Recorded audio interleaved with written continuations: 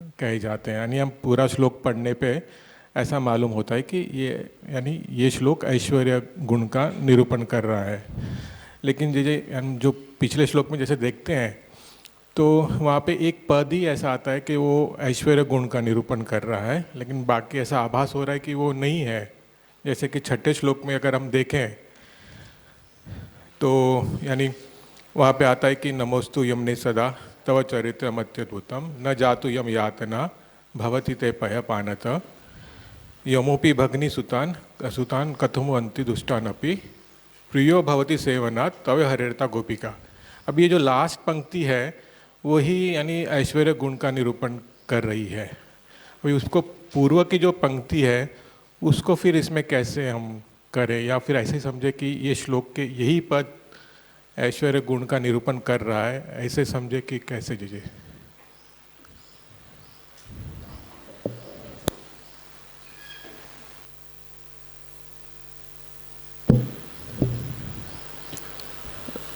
ऐसा है कि जो ऐश्वर्य अष्टविध प्रकार से यहाँ प्रति श्लोक में एक एक ऐश्वर्य का वर्णन है, उसके इनका प्रश्न मूल ये है कि इस श्लोक का कोई अंश ही ऐश्वर्य निरूपक है और बाकी का जो अंश है उसमें ऐश्वर्य प्रतीत नहीं होता है। परंतु समझना ये है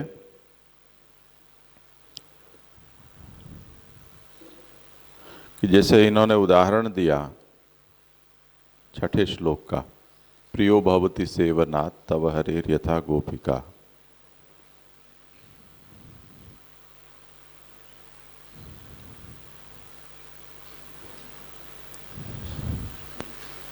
इसमें दो तरह से ऐश्वर्य यहाँ बताया जा रहा है। जो अत्यद्भुतता का हमारा विषय चला उसे उसके ऊपर हम ध्यान दें तो कि गोपीजन जिस प्रकार से प्रभु के प्रिय हुए उस प्रकार से यमुना जी का सेवन करने से सेवन करने वाला भी प्रभु का प्रिय हो जाएगा। ये ऐश्वर्य का एक अंश है। तो दूसरा अत्यद्भुतता यमुना की इस प्रकार से है कि बिना महात्म्य को जाने बिना अनुसंधान के भी यमुना का पान करने पर यमयातना के भय से वो मुक्त हो जाता है। ये भी तो उसी का अंश है। तो यमयातना के भय से मुक्त कराने वाली यमुना है, ऐसा यमुना जी का अति अद्भुत चरित्र है। और वही अद्भुतता है वो यहाँ आगे जाकर भक्ति मार्गी दृष्टिकोण से ये बताई जा रही है कि गोपीजनों की तरह यमुना का के संग से जो कोई भी करेगा उसे भी भगवत प्रियता प्राप्त होगी। तो एकांश में ही ये है ऐसा इसका मतलब नहीं है, पूरी बात आएगी ना। जी जी जी जी जी। और ये पहले दिन का जो प्रश्न था उस पर अभी हाँ याद दिवा दो तो। हाँ जी जी। यानी दो प्रश्न थे जी जी वहाँ पे। एक प्रश्न का तो लगभग आप जितना निरूपण किया उसमें ऐसा लगा कि उत्तर आ गया, लेकिन वापस आगे जाके वापस थोड़ा कन्फ्यूजन हो गया। जी पहला प्रश्न ये था कि ये अभी यमुनाष्टक हमने देख रहे हैं कि जो छः सिद्धियाँ छः ऐश्वर्य गिनाए उसमें, यानी वही महाप्रभु जी हमें अन्य 15 ग्रंथ तत्वादीप निबंध सुबोधि जी आदि से भी हमें वही साधन तया हमको प्राप्त करवाना चाहते हैं।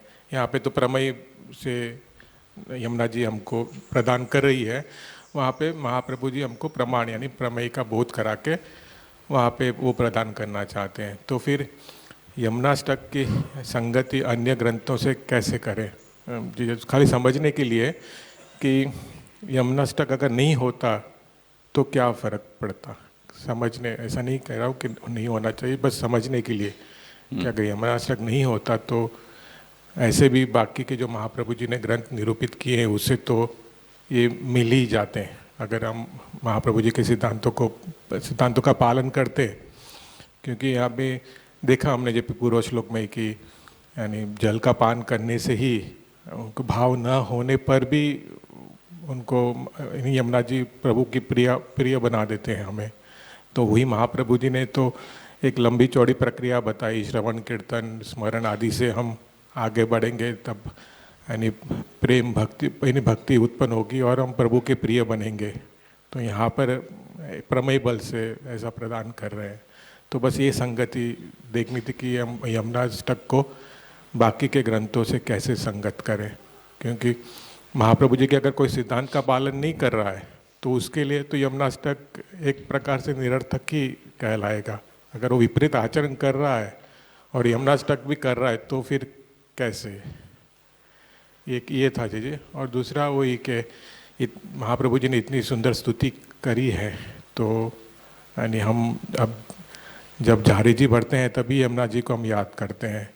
तो यानी और कैसे हम यमुना जी को हम सेवा में सम्मिलित करें, उसका उत्तर तो पीछे एक श्लोक में आया था कि हम नमन के अलावा और कुछ नहीं करते हैं, लेकिन आगे जाके वापस आया कि हमको उनकी सेवा करने पर ही हमको गोपियों जैसा भाव प्राप्त हो गया। तो वहाँ पे फिर वापस वो कन्फ्यूजन क्रिएट हो गया। जैसे हाँ, देख लेते हैं। सबसे पहले तो जो हमने ग्रंथ का उपक्रम देखा उसमें श्री द्वारकेश जी ने इस प्रश्न का समाधान किया है कि ये जो आचार्य चरणों ने यमुनाष्टक का ग्रंथ का निर्माण किया है वो मुकुंद रति सिद्ध्यर्थम दुरितक्षय पूर्वतः स्वभाव विजयार्थंच मुरस्यारेश चतुष्टये,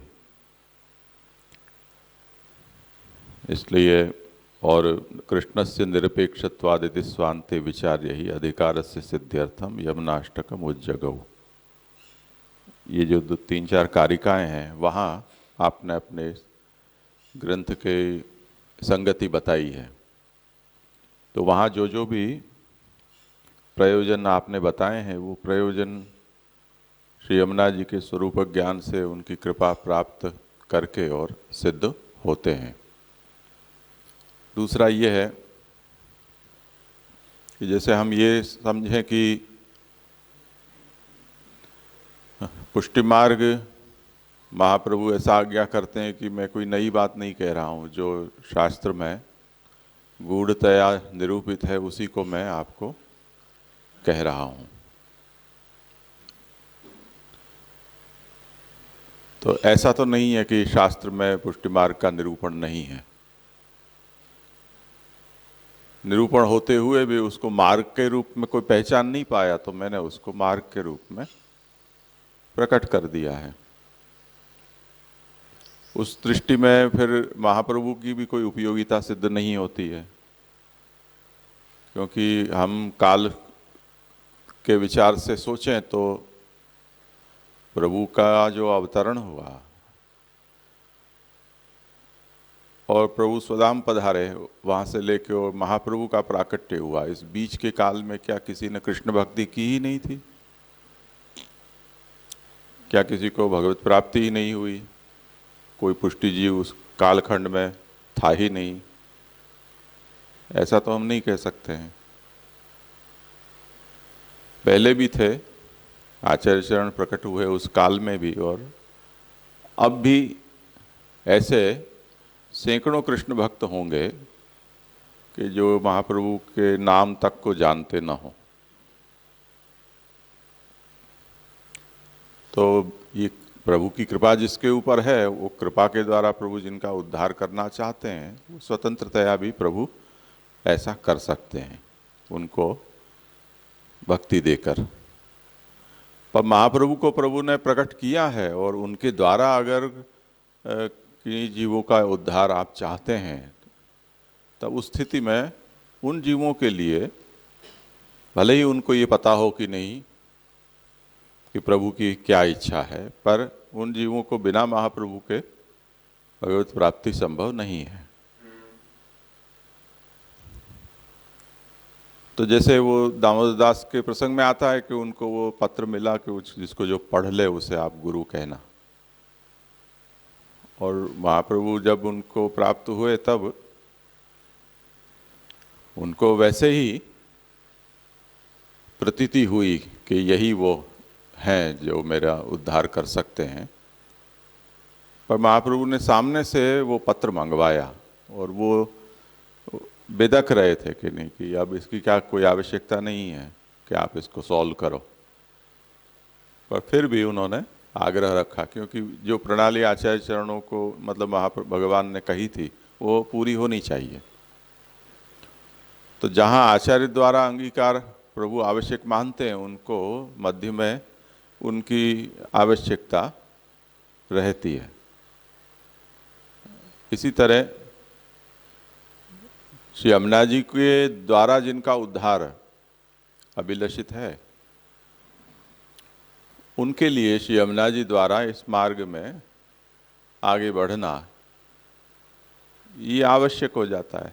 तो जब संप्रदाय प्रणाली में हम अंगीकृत होते हैं तो उस प्रणाली में जो जो भी प्रक्रिया है उसको पूर्ण करना उसका कर्तव्य हो जाता है।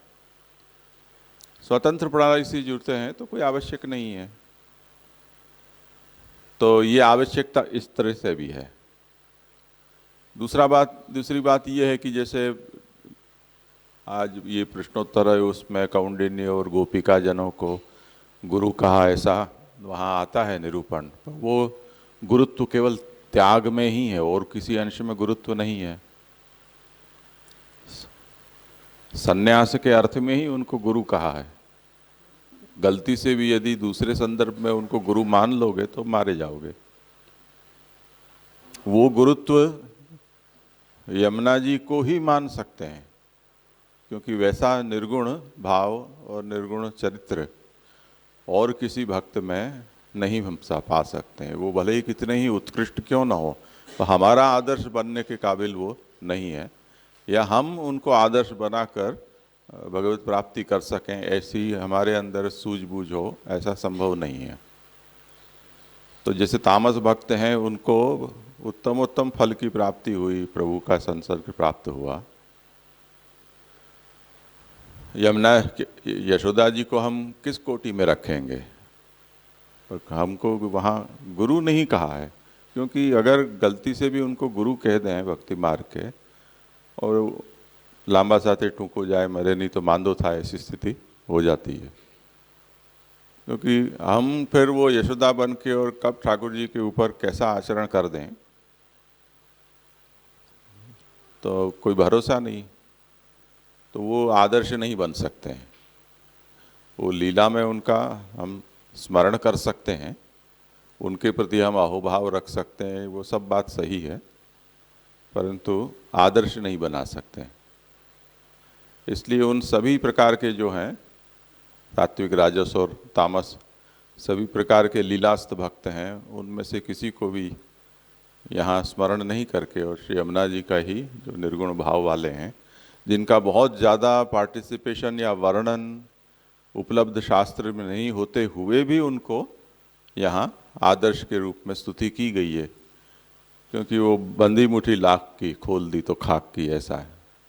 ज़्यादा चरित्र प्रकट हो तो हम पता नहीं उसमें से क्या ग्रहण करें और क्या उसका अनुसरण आचरण करें, हमारी बुद्धि का कोई ठिकाना नहीं है। तो हम देखते हैं कि जितने भी हम ये कह सकते हैं कि संप्रदाय में वर्तमान समय में भक्ति मार्ग में जो जो भी विकृतियां हैं, उन विकृतियों में हमने जो कहीं कुछ नहीं कहा है वहाँ से भी हमने कुछ कुछ ऐसा ऊटपटांग चरित्र निकाल लिया है। उदाहरण के तौर पर कृष्ण भट्ट ने जो कुछ भी किया, क्या उसने ये सोचा होगा कि मेरे जो चरित्र है उसका उदाहरण बनाकर और एक पुष्टि मार्गीय श्राद्ध की लंबी चौड़ी प्रक्रिया पुष्टि मार्ग में शुरू हो जाएगी, ऐसा उन्होंने सोचा होगा कभी भी? जो माला पैरामणी का बखेड़ा चलता है सौराष्ट्र काठियावाड़ में, वो कृष्ण भट्ट की कल्पना में भी नहीं होगा कि वो मेरे माथे पर उसका ठीकरा फोड़ा जाएगा। जो देखो सो कृष्ण भट्ट को पकड़ के कहता है कि माला पैरामणी पहले ही कृष्ण भट्ट ने की थी। तो अब जहाँ जिस चीज का या जिस परंपरा का कोई नामो निशान नहीं है, वहां से भी हमने अपनी बुद्धि से कुछ न कुछ नया शुरू कर दिया। क्योंकि लोग श्राद्ध नहीं करते थे, मरण के बाद होने वाली जो भी विधियां हैं वो कोई करता नहीं था, क्योंकि वो सब शूद्र हैं। शूद्र होने के कारण वहां कोई शास्त्रीय विधि नहीं है। अब नहीं करते हैं तो फिर मन में ये होता है कि अच्छा कुछ भी नहीं करते हैं, दूसरा कुछ करेंगे तो वो पुष्टि मार्ग को स्वीकृत होगा या नहीं होगा, अन्याश्रय हो जाएगा, क्या हो जाएगा। शास्त्रीय करते नहीं है, ज्ञान नहीं है, और वो पद्धति उनको प्राप्त भी नहीं है।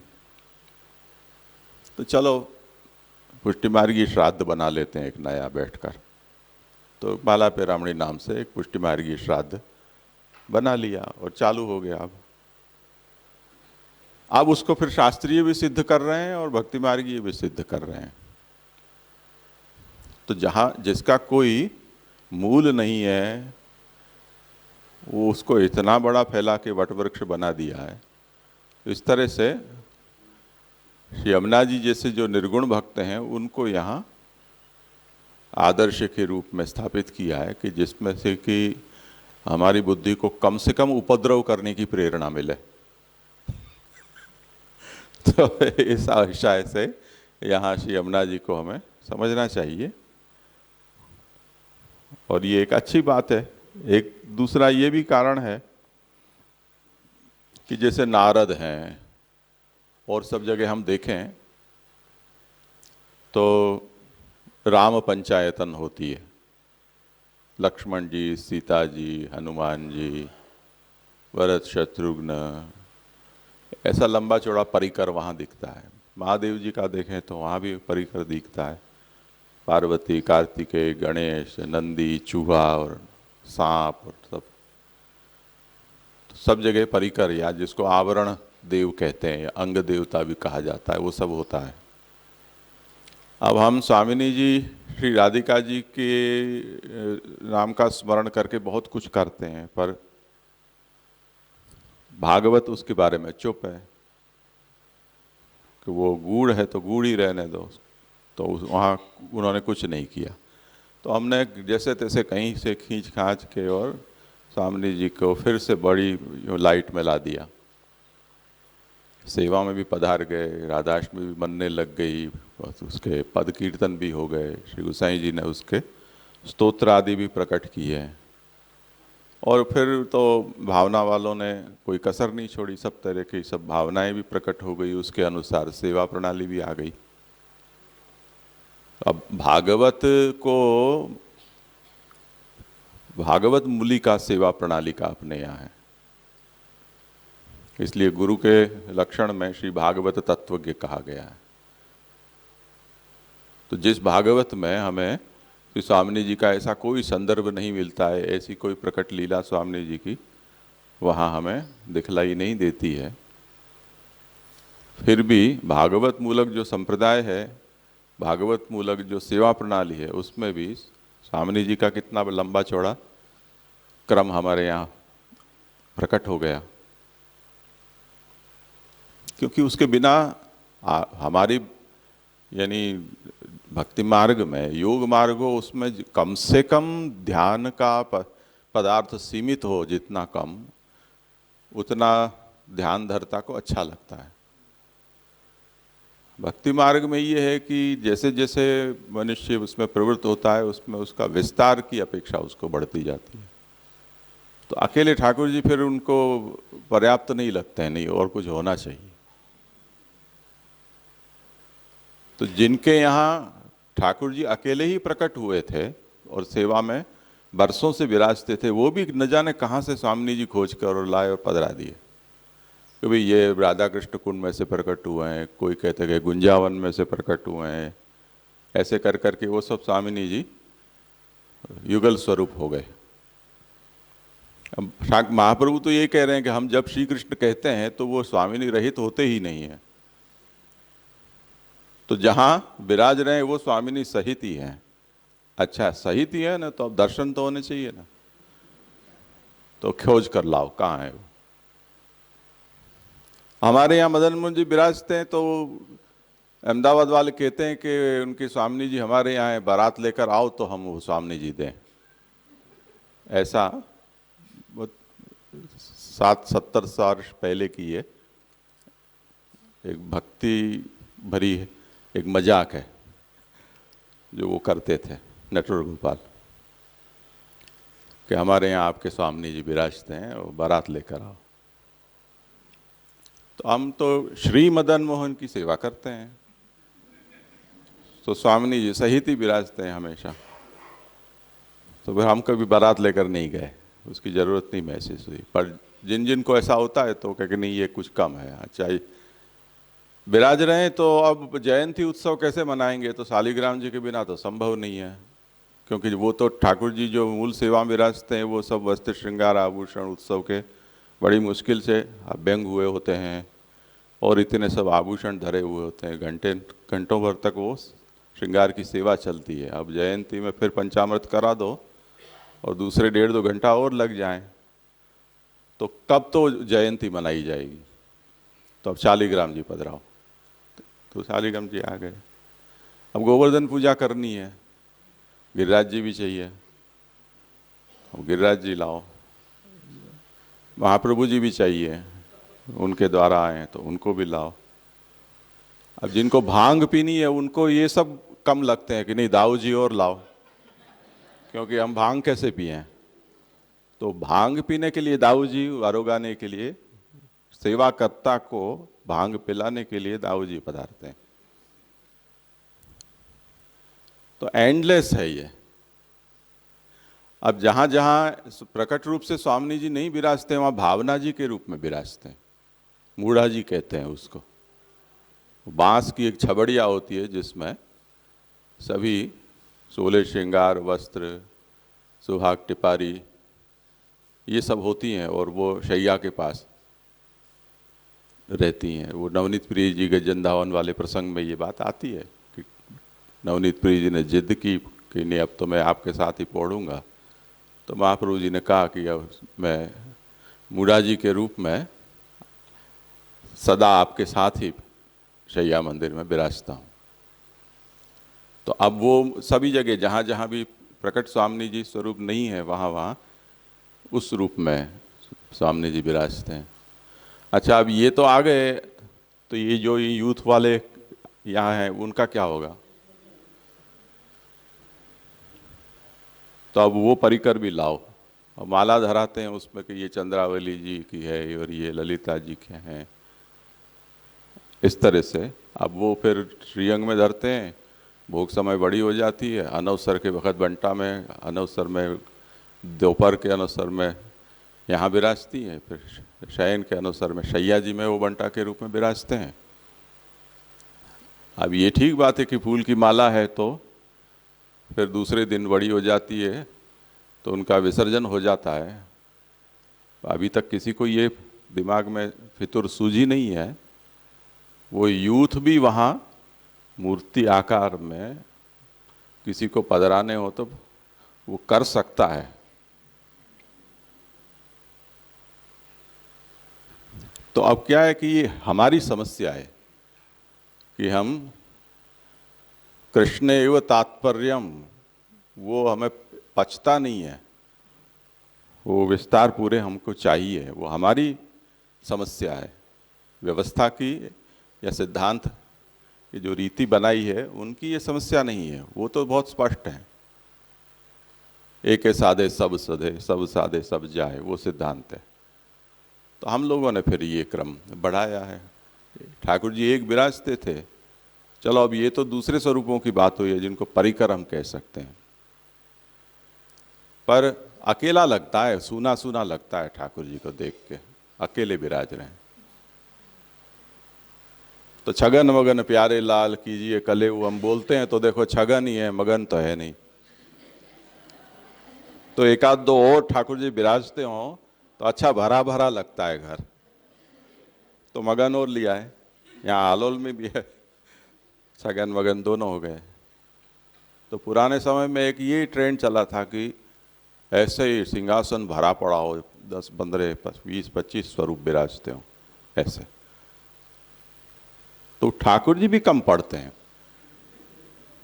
क्योंकि कोई ठाकुर जी बैठे हुए दर्शन दें ऐसे अच्छे लगते हैं, कोई खड़े हुए हों, कोई टेढ़े हों, कोई 2 हाथ के हों, कोई 4 हाथ के हों, सब प्रकार की चाहिए। तो ये क्रम अनाप शनाप इसका विस्तार हुआ है। अब इसके ऊपर कोई कंट्रोल नहीं है। हमारे मांडवी में एक पुष्करणा वैष्णव थी, उनको ऐसा था कि वो जहाँ कहीं भी जाएं, वहाँ कोई भी भगवत स्वरूप यहाँ दुकान में भी दिख जाए तो वो वहाँ से पधरा आती और सीधी सेवा में पधरा लेती। 22 स्वरूप उसके यहाँ हो गए ऐसे करते करते। कोई वैष्णव प्रतिकूलता हो या पहुँच पाँच जाए, उसके ठाकुर जी कहाँ पधराने समस्या हो तो सब लोग सीधा उसी का संपर्क करते क्योंकि उसको ग्वाल मंडली सब बड़ी अच्छी लगती, इसने सब ठाकुर जी विराजते। तो अब उनकी समस्या है कि जब वो वृद्ध हो गए और सेवा करने योग्य नहीं रहा शरीर, और उनके परिवारजनों में वैसा भाव नहीं था, अब 22 स्वरूप कौन पधराए? अच्छे अच्छे भगवदी हैं वो फेल हो जाए वहाँ, एकाध हो तो मैनेज कर सकते हैं। 22 ठाकुर जी की सेवा हमारे विराज रहे हैं, उनकी नहीं हो पाती है, तो इतनों की कहाँ से करें? उसके ऊपर तो 2 में लड़ाई भी हो गई, यानी वो किसी को प्रतिकूलता थी और ठाकुर जी पधरा के उनके यहाँ गई, और वो जब अच्छी हो गई और आई और मांगा तो उसने नहीं दिया, अब तो यहाँ बड़े भी यहीं विराजे, अब मैं नहीं दूंगी। तो ठाकुर जी पधराना भी खतरा है इस विषय। तो ये ऐसी एक मनोवृत्ति है कि जो संतुष्ट नहीं होती है, जिसके कारण परिकर के रूप में या किसी किसी भावना के रूप में ये क्रम है वो बढ़ता जाता है।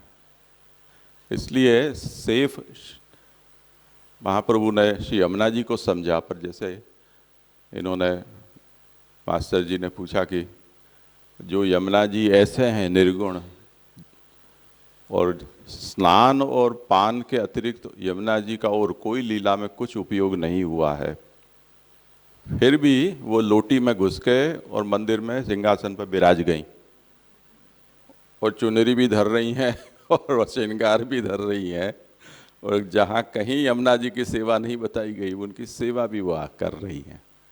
तो इतनी प्रिकॉशन रखने पर भी ये घपला हो ही गया।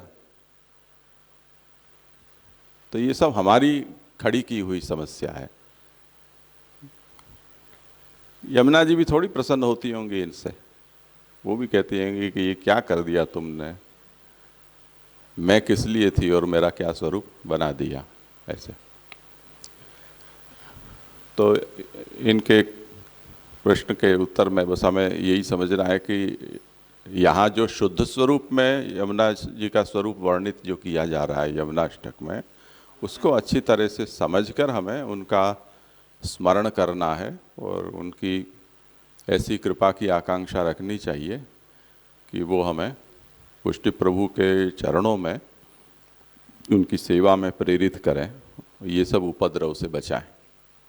ये भी एक हरिप्रिय कलिंदया, ये जो कहा ना, वो उसका ये भी एक स्वरूप है कि भगवान के प्रिय भक्तों के दोष अपराध प्रतिबंध उनका खंडन करने वाली श्री यमुना जी हैं। तो वो उनका ये स्वरूप हमें अनुसंधान करने योग्य है। मुझे लगता है या तो हम प्रश्नोत्तर करें और या फिर ग्रंथ करें। तो एक बार मैं ये समझता हूँ कि मूल और श्री गोकुलनाथ जी की विवृत्ति है उसको हम देख लें, पीछे जितना समय रहता है, क्योंकि अब आगे के श्लोकों में द्वारकेश जी की बड़ी विस्तृत विवेचना है। एक ये जो श्लोक हमने विवृत्ति देख ली है उस पर देख लें द्वारकेश जी क्या आज्ञा करते हैं, थोड़ा पीछे समय रहेगा तो, अन्यथा मूल से कर लेंगे। तो एवं भगवदीयानां सेवतां गोपिकावत् भगवत् प्रियत्व रूपस्य उत्कर्षस्य संपादनकर्त्र्याः स्तुतेरपि अत्यद्भुततमत्वेन अशक्यत्वं निरूप्य आवरणानच्छन्न भगवत्सेवोपयोगी देह संपादनकर्त्र्या स्तुतेः अशक्यत्व निरूप्य निरूपयन्तो अग्रिमम् अवतारयन्ति आवश्यक दैहिक धर्म इत्यादि। श्री गोकुलनाथ प्रभु चरणों ने ये कहा कि जो आवश्यक दैहिक धर्म का भी जब भगवान के यमुना जी के साथ संबंध होता है तो मुक्ति से भी अधिक भक्ति की प्राप्ति वो करा देती हैं।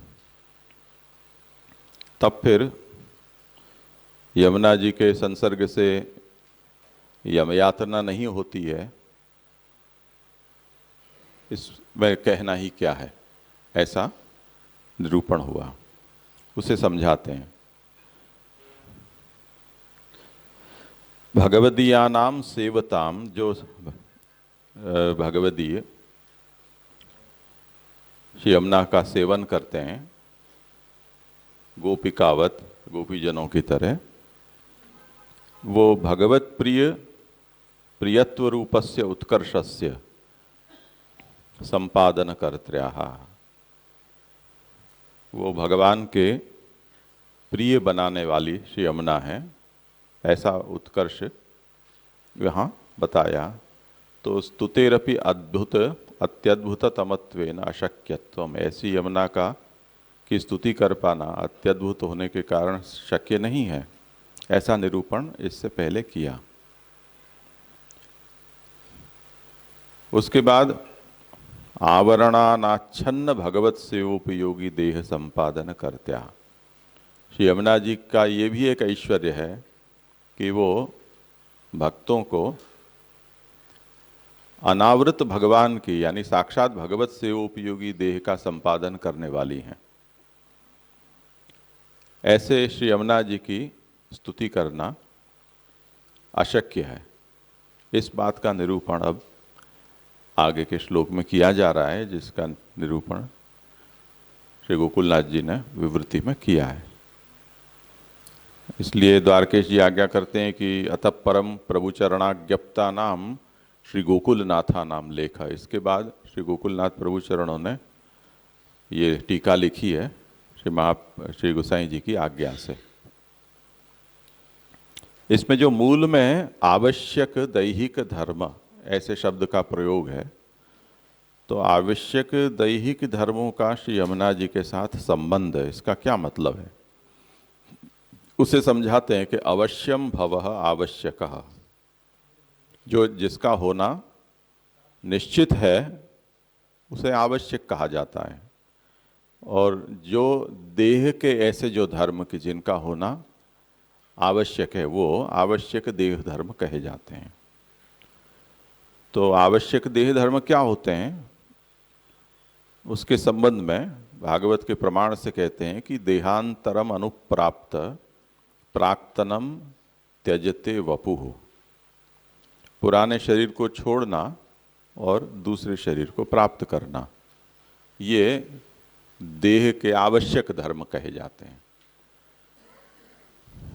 पुरुषोत्तम जी श्री हरिराय महाप्रभु इन्होंने देह के आवश्यक धर्म के रूप में स्नान पान आदि रूप माना है। प्यास लगती है हमें, शरीर को जल की आवश्यकता होती है, ठंडक के लिए, शुद्धता के लिए, ये आवश्यक धर्म कहा है। तो ऐसे दैहिक आवश्यक धर्म के लिए भी, या ऐसे दैहिक आवश्यक धर्मों के उद्देश्य से यमुना जी का यदि स्पर्श आदि किया जाता है, तब भी यमुना जी उसके ऊपर कृपा करके और ऐसे ऐसे फल देती हैं, ऐसा उनका अभिप्राय है, उन व्याख्याकारों का। और इनका अभिप्राय ये है कि यहाँ दैहिक आवश्यक धर्म का मतलब होता है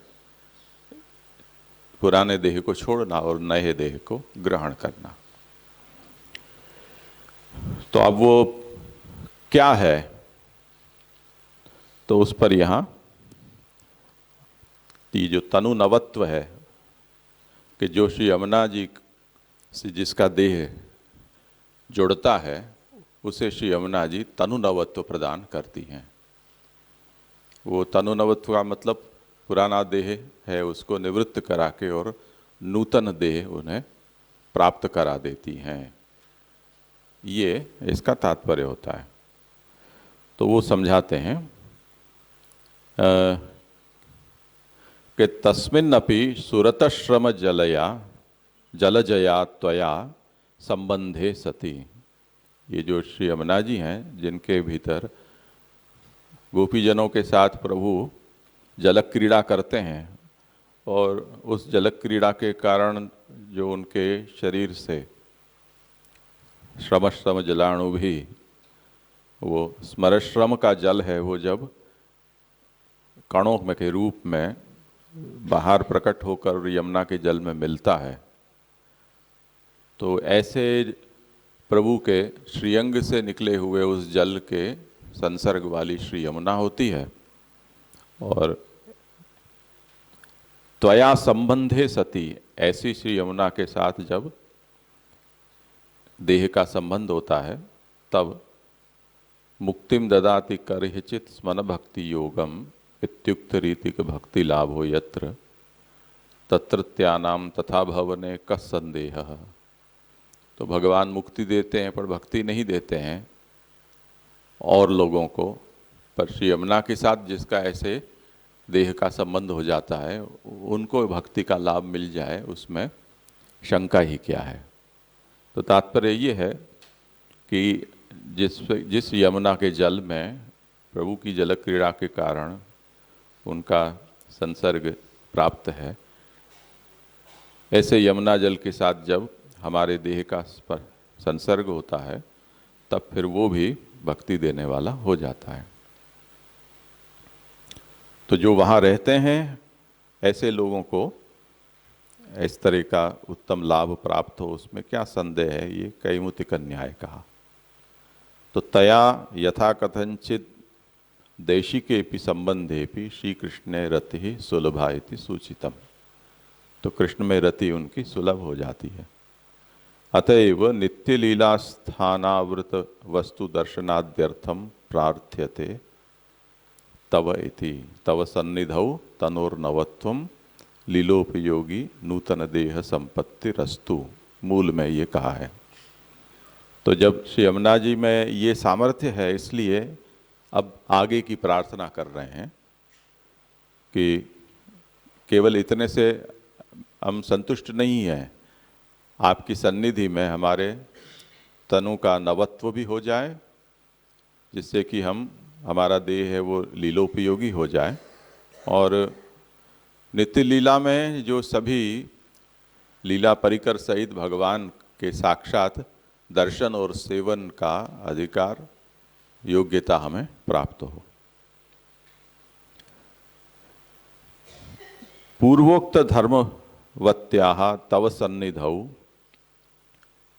इस प्रकार के धर्म वाली श्री यमुना आपके सन्निधि में सेवा समये जब हम सेवा कर रहे हों, पश्यन्ति ते में रुचिरावतंस प्रसन्न वक्त्रारुणलोचनानि रूपाणि दिव्यानि वरप्रदानि साकं वाचं स्पृहणीयां वदन्ति इति तृतीय स्कंधोक्त प्रकारक नित्य लीला स्थानां समीपे योगः संयोग संबंधो विद्यते यस्य तस्मिन् वैतादृशो नूतन तनोर लाभो अस्तु। ये तृतीय स्कंध में ये उक्ति है जिसमें कपिल देव जी देवहूति जी को ये कहते हैं कि वो जब नित्य लीला में जिनका प्रवेश होता है भगवत लोक में तो मेरे रुचिर प्रसन्न अरुण लोचन हंसते हुए मुख, मेरे दिव्य रूप जो वरप्रदायक हैं उनके दर्शन करते हैं और स्पृहणीय वाचा वो मेरे साथ बातचीत आदि भी करते हैं। तो इस प्रकार का जो सौभाग्य का वर्णन जिनको भगवत लोक में प्राप्त होता है ऐसे श्री यमुना जी की कृपा से हमें भी प्राप्त हो, ऐसी यहाँ अभिलाषा की जा रही है। तो इसके लिए नूतन तनु की प्राप्ति आवश्यक है। ननु तनोर्नवत्वे प्रार्थिते एतद्देहावसाने यथा अन्य सेवया फलम भवति तथैव अत्रेति श्री यमुनायाः सेवायां को वा विशेषः। तो कहते हैं कि ये जो तनुनवत्व की प्रार्थना की है, उसमें जब इस देह का अवसान हो जाएगा तो जैसे श्री यमुना जी की बात तो ठीक है, पर अन्य की सेवा भी, जैसे आचार्य चरणों की सेवा है या गिरिराज जी की सेवा है, गाय की सेवा है, ऐसे जो परिकर हैं उनकी सेवा से भी तो देहावसान के बाद भक्त को ये फल मिलेगा जिसका वर्णन सेवा फल में किया गया है। तो इसमें श्री यमुना जी में क्या विशेषता है कि यहाँ यमुना जी की सेवा से उसे ये फल मिले, ऐसी यहाँ प्रार्थना की जा रही है। तो वहाँ पर इति आशंक्य प्रकार भेदम वक्तुम तम समाधानम आहु।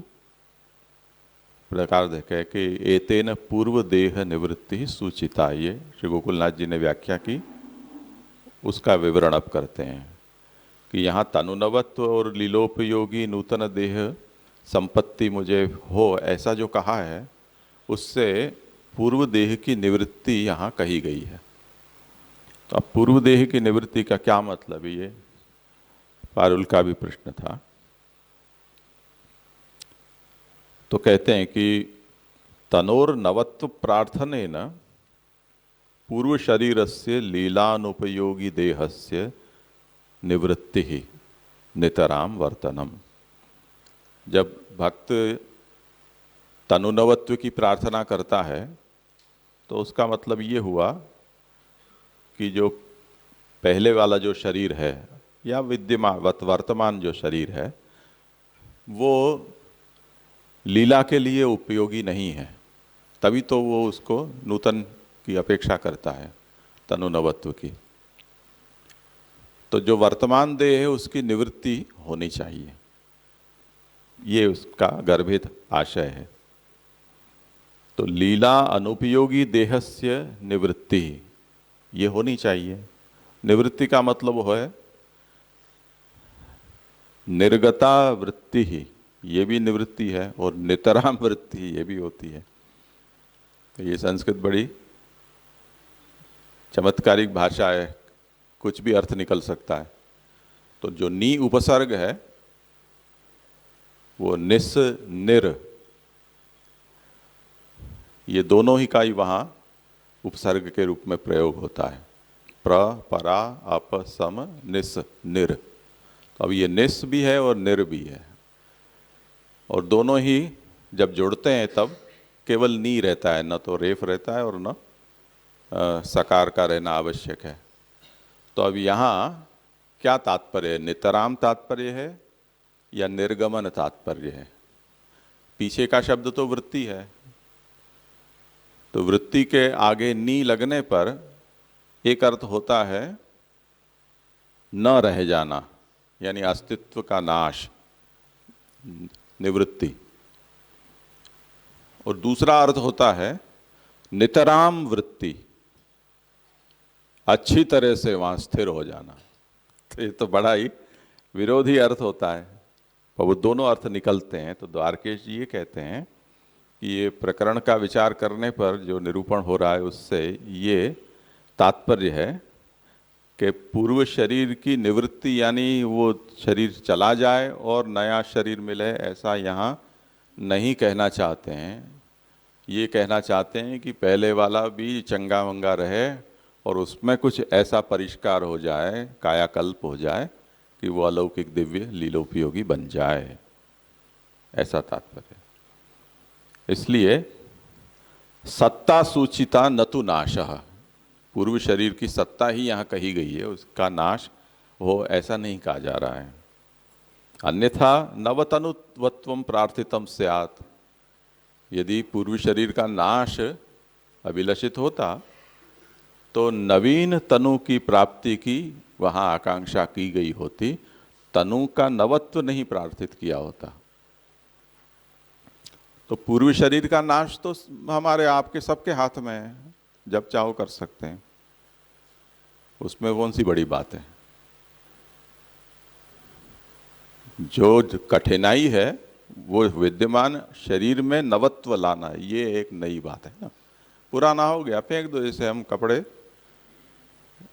बदल देते हैं कि नहीं काम के हैं, फेंको, नए चढ़ा दिए, तो ये तो बहुत सरल हो गया। ये शरीर काम का नहीं है, कूद पड़ो कहीं जाके, जल मरो, तो वो अपने आप छूट जाएगा, उसमें कोई ज़्यादा मेहनत नहीं है। समस्या यहाँ है।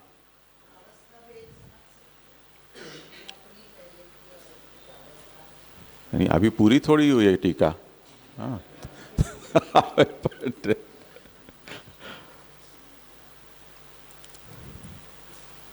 अन्यथा नवतनुवत्वं प्रार्थितं स्यात् वक्ष्यमाणम् एतावता शरीर परिवर्तन मात्रेणेति व्याख्यानम च अनुपन्नम स्यात्। आगे प्रभु चरण इसका श्री गोकुलनाथ जी व्याख्यान कर रहे हैं, उसमें आगे जाकर ये कहेंगे कि एतावता शरीर परिवर्तन मात्रेण, शरीर में परिवर्तन मात्र श्री गोकुलनाथ जी लिख रहे हैं। तो वो परिवर्तन का मतलब तो जो है उसी में थोड़ा बहुत कुछ ऐसा हेरफेर हो जाए, ऐसा नहीं कि वो पूरा बदल जाए, ये हट जाए और उसकी जगह दूसरा आ जाए। तो ये व्याख्यान श्री गोकुलनाथ जी का फिर विरुद्ध पड़ जाएगा यदि तनु नवत्व का अर्थ हम पुराने देह की निवृत्ति और नए देह की प्राप्ति ऐसा लेते हैं। तो तेना, अब उदाहरण से समझाते हैं कि यथा घटस्य आम दशायाम जलादि धारण सामर्थ्यम न, जब कच्चा घड़ा होता है यानी गीली मिट्टी से जब कुम्हार उसको आकार देता है, वो चाक के ऊपर वो होता है, उस समय यदि उसमें हम उसकी आकृति देखकर जल भर दें तो बिखर जाता है, जल नहीं रहता है उसमें। पर पुनः पाक दशायाम सर्वधारण सामर्थ्यम मृत्यु निवृत्तिश्च, पर जब वो पक जाता है फिर उसमें हम जल भर सकते हैं। तो उसमें पुराना निवृत्त हुआ, उस अर्थ में नहीं हुआ जिस अर्थ में हम सोच रहे हैं कि वो चला जाए और नया है, ऐसा थोड़ी हुआ। वो निवृत्ति कैसी हुई? नितराम वृत्ति वाली निवृत्ति हुई है। तो पुरानी मिट्टी उसमें विद्यमान भी है, पर जल धारण का सामर्थ्य जो पहले नहीं था वो अब पकने के कारण आ भी गया। तो ये उसका तनु का नवत्व हो गया ना। हमारे घर में ऐसे तांबे पीतल और इन सब चीज़ों के जो आप उपयोग में नहीं आते हैं शादी ब्याह के अलावा, तो वो सब पड़े रहते हैं बासन, और फिर जब अवसर पर हम जरूर पड़ती है तो उसको हम उजलवा लेते हैं, और फिर वो आता है तब हमें ही नहीं पता चलता है कि ये हमारा है या नया लेकर आए हैं। तो ये तनु नवत्व हो गया उसका। तो हम ही हमारे सामान को नहीं पहचान पाते हैं, ऐसा होता है। ये ज़्यादातर, ये तो मटके की बात हुई, पर ब्यूटी पार्लर में से जो निकलते हैं उनकी भी ऐसी स्थिति होती है कि वो पता ही नहीं चलता गया कौन था और आया कौन। तो ऐसे बच्चों की वीडियो आते हैं कि वो माँ उसके पास आती है ब्यूटी पार्लर में से चलते हैं घर, तो वो यूँ देखता है कि ये कौन है, और वो ज़बरदस्ती ले जाती है तो रोता है, उसको पहचान ही नहीं पाता है बच्चा कि ये मेरी माँ है। तो वो प्राकृतिक छेड़छाड़ केंद्र है, ऐसा भी उसका जिनको प्राकृतिक रूप प्राप्त है उसकी छेड़छाड़ का केंद्र ब्यूटी पार्लर कहा जाता है। या ये भी कह सकते हैं कि पैसे देकर अपने आप को मूर्ख बनाने का केंद्र है। तो ऐसा यहाँ भी समझना है कि पुराने देह की निवृत्ति नहीं है, पर उसमें कुछ नवीनता लाना है।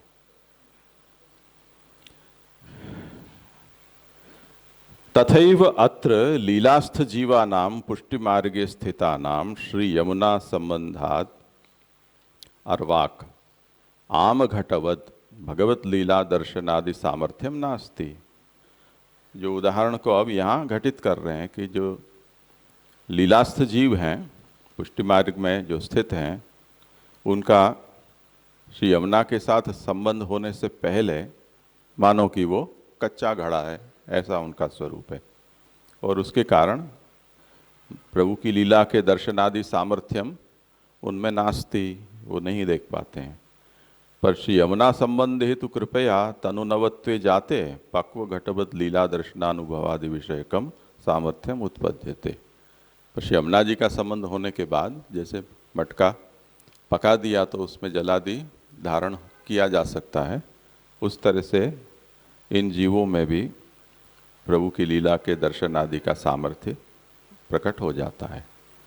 शरीरे लौकिकत्व निवृत्तिश्च इति दिक्, यानी इतना ही नहीं, इनमें जो शरीर में रही हुई जो लौकिकता है उसका भी निवारण हो जाता है। मूलस्थास्यास्त्विति पदस्य या अतो अस्तु, ये जो अस्तु पद है मूल में, उसका क्या तात्पर्य है वो कहते हैं। इदमिति, इदमपि त्वत्कृतमेव भवति न तु अन्यथा इति ज्ञापनाय प्रार्थनम अस्तु। ये जो मूल में अतोस्तु तव लालना, ये जो अस्तु पद है वो प्रार्थना के अर्थ में है, यानी ये भी आप कृपा करोगे तभी हो सकता है, अन्यथा ऐसा फल प्राप्त संभव नहीं है।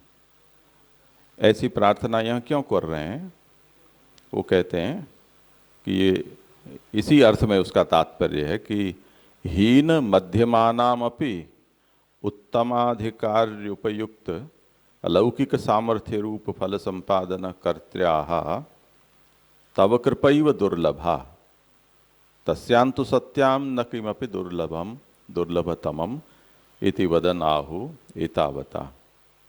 कि जो हीन और मध्यम अधिकारी हैं उनको भी उत्तम अधिकारी को जैसे अलौकिक सामर्थ्य रूप फल की प्राप्ति होती है, ऐसे फल की आप प्राप्ति हीन और मध्यम को भी करा देती हैं आपकी कृपा से। तो ये कृपा ही दुर्लभ है। अगर ऐसी कृपा यदि हो जाती है तब फिर कुछ भी दुर्लभ किसी के लिए भी नहीं रह जाता है। तो न दुर्लभ तमारतिर मुरुरिपौ मुकुंद प्रिय, यहाँ दुर्लभ तमा यानी दुर्लभ में भी दुर्लभ, अति दुर्लभ। तो उस दुर्लभ तमता से यहाँ उसकी उत्कृष्टता बताई है और इसीलिए वो प्रार्थना का विषय भी बन गई है। अब आगे आशंका करते हैं कि ननु कदाचित प्रारब्ध दोषवशात भगवदीया नाम अपराधे जाते, कभी किसी प्रारब्ध दोष के कारण किसी भक्त का अपराध हो जाता है तो तज्जनिते भगवत कृते प्रतिबंधे च, तो भगवान गुस्सा हो जाते हैं कि क्यों अपराध किया, तो प्रभु प्रतिबंध ला देते हैं उस भक्त में। जैसे वहाँ कृष्णदास अधिकारी के प्रसंग में, रामानंद पंडित के प्रसंग में, और ऐसे ही लीला के भी कई प्रसंग में हम ये तीन जीव लीला की भावना वाली जो 84 वैष्णव की वार्ता है उसमें, पुराणों में सनकादि ऋषियों को जय विजय ने रोक दिया, तो ये सब भक्तापराध हो गए, तो भगवान गुस्सा हो जाते हैं। तो ऐसा होने पर उद्भूते तस्य अप्रतिकार्यत्वात्, भगवान जब प्रतिबंध करते हैं यानी आड़े पड़ते हैं तब फिर तो उसका कोई प्रतिकार संभव नहीं हो जाता है।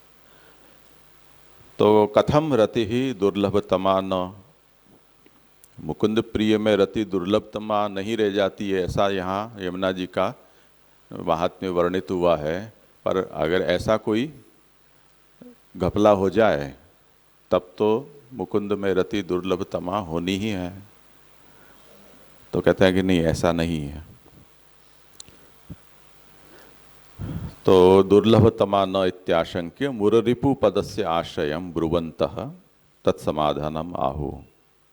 ये मूल में मुररिपौ मुकुंद प्रिय दुर्लभतमा रतिर न, ये कहा ना, तो वहाँ मुररिपु पद का प्रयोग किया है। तो वो वही मुरारी, जो मुरारी पद पंकज स्फुरद मंद रेणुत्कटाम, वहाँ जो महात्म्य रेणु का वर्णित हुआ था कि वो जल दोष की निवारिका है, तो प्रभु जिस प्रकार से वहाँ राजकन्याओं को मुरदैत्य से छुड़ाकर और द्वारका पधरा कर आए, तो इस तरह से आपकी कृपा होगी तो प्रभु अपनी ओर से वो प्रतिबंधों का निवारण कर देंगे। बस आपका फेवर चाहिए किसी तरह से। तो कस्मिन् अपि काले भगवदीयानाम अपराधे जाते तेन च भक्त्युत्पत्ति विषय के भगवत कृते प्रतिबंधे जातेपि राजकन्यावत सर्वदोषान कायवांग मनोजानाधिदैविकाधिकाल कालजन्य देहावस्थान्तर कृतान भूत भविष्यद वर्तमानान निवार्य स्वकीयान करिष्यति इति त्वत्कृपायाम सत्याम न कमपि दुर्लभमिति सुष्ठुदितम। तो बहुत लंबी चौड़ी लिस्ट गिना दी है कि किसी प्रकार के सभी प्रकार के दोष, कायिक, वाचिक, मानसिक, आधिदैविक, कालजन्य और देह की अवस्था से जन्य, भूतकालीन, भविष्यकालीन, वर्तमानकालीन, जैसे भी किसी भी प्रकार के दोष हों, उन दोषों का भी भगवान निराकरण करके और उसे योग्य बनाते हैं। तो कुछ भी दुर्लभ नहीं है यदि आपकी कृपा प्राप्त है तो, ये इसका तात्पर्य है। अब आगे शंका करते हैं कि ननु श्री यमुना कृपया भगवत्कृत प्रतिबंधापगमे किम गंगमकम। आपने कह तो दिया कि न दुर्लभ तमारतिर मुररिपो मुकुंद प्रिय, पर इसमें प्रमाण क्या कि ऐसा होगा? तो वो अब कहते हैं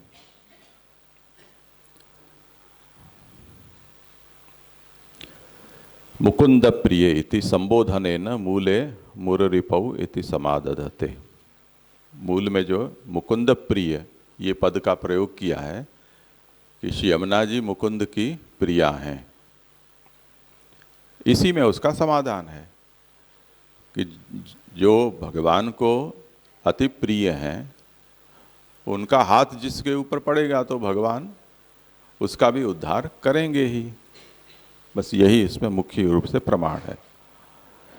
तत्प्रियात्वेन, भगवान की प्रिया होने के कारण, तत्समानशील व्यसनवतीयम इति मोक्षदाने समर्था अत्येतत् कृपया तद अपगमेन किंचित्रम।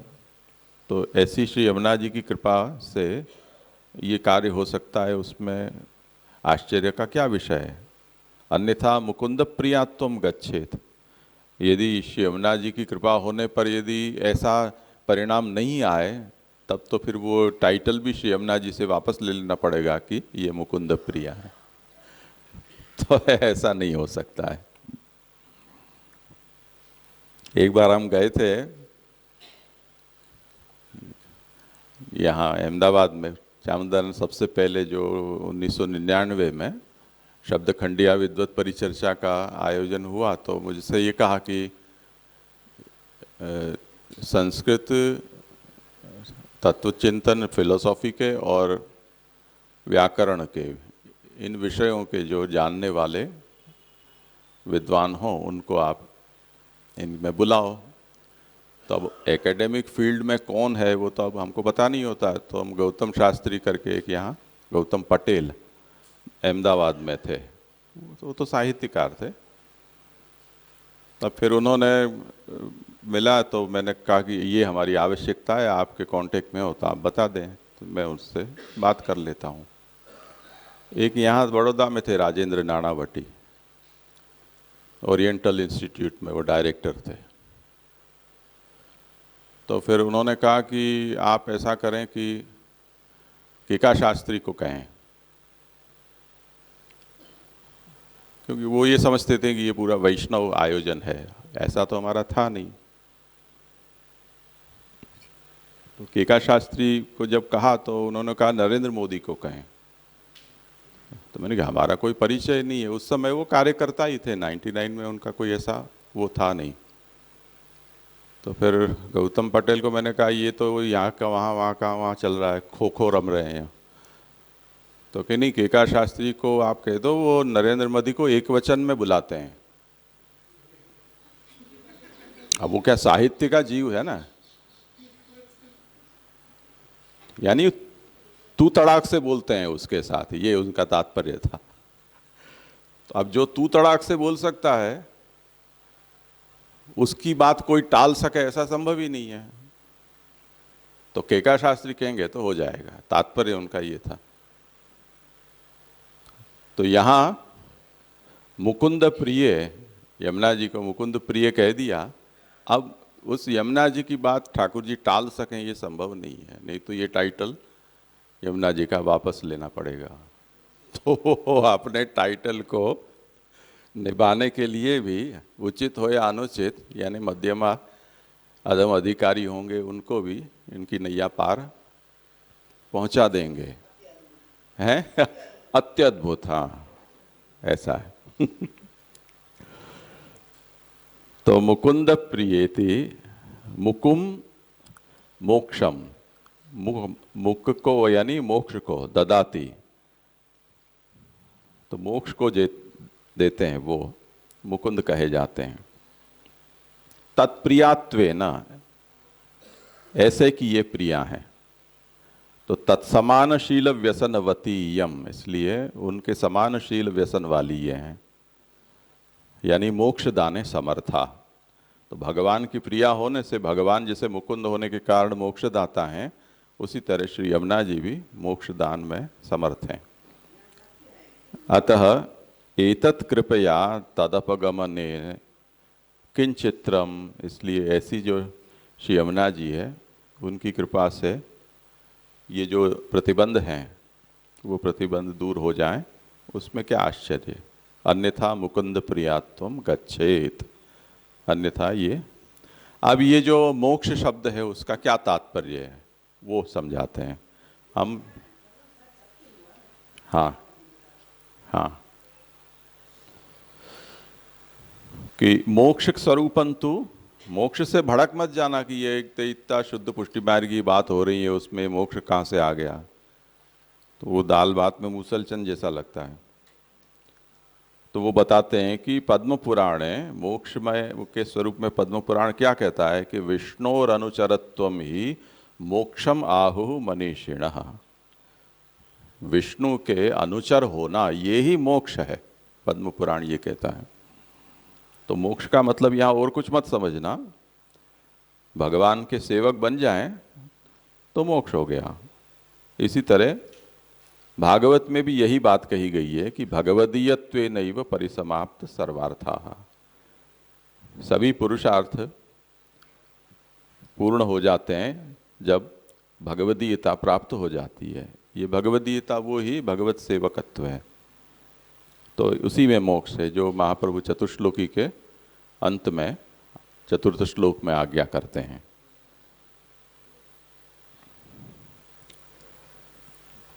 यद्वा, दूसरा ये है कि यतोपराधस्ततैव मुक्ति इति नियमात् भक्तद्रोहे जाते तत्सेवनादेव तन्निवृत्ति। एक अर्थ तो ये बताया मुकुंद प्रिय होने के कारण वहाँ से ये प्रतिबंध का निवारण हो जाएगा और सफल प्राप्त हो जाएंगे। और दूसरा ये कहते हैं कि ये एक नीति है कि जिसका अपराध हो उस अपराध की निवृत्ति उसी से होती है, ये एक सिद्धांत है। तो इस नियम से भक्तद्रोहे जाते तत्सेवनादेव तन्निवृत्ति, अगर भक्तद्रोह कभी हो गया तो भक्त के सेवन से ही उस अपराध की निवृत्ति होती है। अन्यथा अम्बरीशोपाख्याने क्षमापय महाभाग ततः शांतिर्भविष्यति इत्युक्तम अनुपपन्नम स्यात्। तो दुर्वासा ने जब वहाँ अपराध किया अम्बरीश का, तो भगवान ने तो उनकी रक्षा के लिए सुदर्शन चला दिया। अब वो भागते रहे, बचते बचते कहीं जाए, कहीं कोई बचा ले, और घूम घाम के फिर से भगवान के पास आए। तो भगवान ने कहा अब मैं भी कुछ नहीं कर सकता हूँ, जिसका अपराध आपने किया है वो क्षमा करें तो सुदर्शन शांत होंगे। तब फिर उन्होंने फिर से अम्बरीश की क्षमा याचना की और तब सुदर्शन शांत भी हो गए। तो जिसका अपराध होता है उसी से उस अपराध की मुक्ति भी प्राप्त होती है। तो अब यहाँ ये बात कैसे समझनी, विषय क्या चल रहा है कि भक्तापराध हो जाने पर इस प्रकार का सौभाग्य कैसे प्राप्त हो सकता है, क्योंकि तब फिर भगवान उसमें प्रतिबंधक हो जाते हैं। तो कहते हैं कि हो जाएगा, इसलिए कि सर्वभक्ति शिरोमणे हैं श्री यमुनायाः सेवनाद एतत् प्रसन्नतया यथा तरोर्मूल निशेषणेन इतिवत् सर्वभक्त प्रसन्नतायां भगवत्कृत प्रतिबंधापगमः इति नानुपपत्ति काचित्। सभी भक्तों में शिरोमणि श्री यमुना जी हैं। तो जिस किसी भक्त का अपराध हो गया हो, उसके कारण भगवान आड़े पड़े हों, तो पर यमुना जी को यदि हम प्रसन्न कर लेते हैं तो यमुना जी तो सभी भक्तों की शिरोमणि है, यानी भक्त समष्टि है। तो उनकी कृपा से ये भक्तापराध भी निवृत्त हो जाता है और भगवान प्रतिबंध को हटा लेते हैं, इसलिए इसमें कोई भी अनुपत्ति नहीं है। एवंच विवेक धैर्याश्रय सेवा फल ग्रंथयोर वक्ष्यमाणो, दो ग्रंथों में ये बात कही गई है कि भक्त द्रोहे भक्ति भावे, ऐसा सब हो जाने पर सर्वथा शरणम हरि, और पुष्टौ नैव विलंबयेत, ऐसा सेवा फल में कहा है। तो भगवत्कृत प्रतिबंधापगमने यह प्रकारः सैवात्र मुकुंद प्रिया पदेन सूचितः इति दिक्। प्रभु के द्वारा कोई प्रतिबंध हो जाता है तो जैसे यहाँ शरणागति कहा है, उसी प्रकार यहाँ श्री यमुना जी को मुकुंद प्रिया है, उसके कारण वही उपाय यहाँ भी बताया गया है। तो इस तरह से ये आशंका, इसका निराकरण कर दिया कि कभी भगवत्कृत प्रतिबंध हो जाने पर मुकुंद में रति दुर्लभतम नहीं रह जाएगी, ऐसा हम नहीं कह सकते, यानी भक्ति दुर्लभ हो सकती है। तो उसका यहाँ शंका का निराकरण किया। इसके बाद अब अतोस्तु तव लालना, ये द्वितीय जो पंक्ति है श्लोक की, उसकी व्याख्या करते हैं। उत्तरार्धम अवतारयन्ति यतः शरीर निवृत्तिकृत मुकुंद प्रियत्व संपादन कृत श्री यमुना कृपया सर्व सौलभ्यम अतो हेतो हो यावता कालेन इदानीं स्थितस्य अलौकिक सामर्थ्य शून्यस्य देहस्य निवृत्ति यानी परिवर्तनम तावत् कालम तव पूर्वोक्त धर्मवत्या लालना प्रेम विवशतया गुणकथनम सा स्तुतिरोपा भवतु। क्योंकि ऐसी आप महात्म्यशालिनी हैं, इसलिए जब तक ये पूर्व शरीर है वो निवृत्त होकर मुकुंद के प्रियत्व संपादन करने वाली श्री यमुना की कृपा जब तक प्राप्त नहीं हो जाती है, तब तक जो देह से हम अभी स्थित हैं, जो देह अभी अलौकिक सामर्थ्य से शून्य है और उसका अभी परिवर्तन नहीं हुआ है, उस समय तक इन अलौकिक गुणधर्मों वाली जो श्री यमुना है उसकी हम लालना करते रहें, यानी उनकी स्तुति हम करते रहें, ऐसा सौभाग्य हमें प्राप्त हो। अस्तु पदस्य तात्पर्यम आहु सापीति। यहाँ अस्तु पद का तात्पर्य कहते हैं कि सापी त्वत्कृपयैव। अस्तु क्यों हम करते रहें, हम करेंगे, उसमें स्तुति करने में क्या समस्या है, पर स्तुति करना भी अत्यद्भुत होने से कठिन है, तो आपकी कृपा से ही वो कर पाएंगे।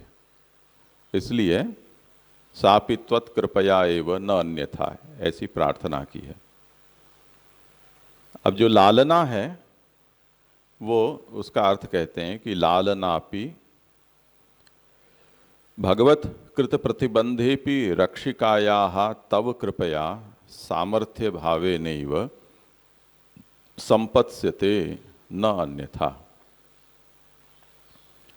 श्री यमुना जी की ये जो लालना है, यानी गुण कथन और उनकी स्तुति, वो भगवत कृत भगवान प्रतिबंधक यानो हुए हैं, तो रक्षिकायाः तव कृपया, भगवान के प्रतिबंधक से जो रक्षा करने वाली श्री यमुना जी हैं, उनकी कृपा से और उनके सामर्थ्य के भावन से ही ये लालना भी हो पाएगी, अन्यथा वो लालना भी करनी संभव नहीं रहेगी। इतरथा यदि ऐसा न हो तो क्या हो कि तदा अन्य सेवापि व्यर्था इति सेवा फल विवृतो वक्षमाणम अनुपन्नम स्यात्। महाप्रभु ने सेवा फल में ये कहा है कि यदि भगवान लंबे समय तक आपको फलदान नहीं कर रहे हैं तब फिर ऐसा समझना चाहिए कि प्रबल आसुरावेश है, और ऐसी स्थिति में भगवान जब विपरीत हैं तो और कोई भी आपकी सहायता नहीं कर सकता है, इसलिए अन्य सेवा भी व्यर्था। तो अब ये आचार्य चरण जो आज्ञा कर रहे हैं वो यहाँ लागू हो जाएगी। एतत् सेवा तो भक्त सेवैव इति स्फुटम उक्तम। ये तो अन्य नहीं है, अन्य की बात होती तो ठीक होती, श्री यमुना जी तो अन्य नहीं है, ये तो इनकी सेवा तो भक्त की ही सेवा है। इसलिए तव सर्वभुक्त भक्त मूलत्वात्, आप सभी भक्तों का मूल हैं, तो आपकी जो सेवना है वो अन्य सेवा व्यर्था, वो जो वचन है उसका विषय नहीं बनती है। अब कहते हैं ननु गंगाया यद्यपि सन्निवेश्य मनो यस्मिन् शुद्धम यामुनयो मलाहा त्रैगुण्यम द्युस्त्यजम हित्वा सद्यो यातास्तदात्मताम इत्यादि रूपम यस्याम स्नानार्थम पानार्थम वा गच्छतः पुंसः पदे पदे अश्वमेध राजसूयादीनां फलम न दुर्लभम इत्यादि रूपम च फलदातृत्वम श्रूयते। यमुना जी की स्तुति आप कर रहे हैं वो अच्छी बात है, पर गंगा जी की भी स्तुति कुछ कम नहीं है। तो गंगा, ये जो गंगा जल है उसके स्नान पान आदि से भी पदे पदे अश्वमेध राजसूय आदि के फल प्राप्त हो जाते हैं। इस प्रकार की स्तुति गंगा की भी शास्त्रों में गाई गई है। तथापि यथाधिकारम अलौकिक सामर्थ्यादि फल साधकत्वम स्मरश्रमज जलजायाः तव सम्मिलनादेव इत्यतः आहु गंगाया इति। मूल श्री गोकुलनाथ जी ने जो निरूपण किया है उसको देखो कि गंगाया अभी फल साधकत्वम त्वत्संबंधादेव। गंगा में जो फल साधकता आई है वो श्री यमुना जी के संबंध के कारण ही आई है।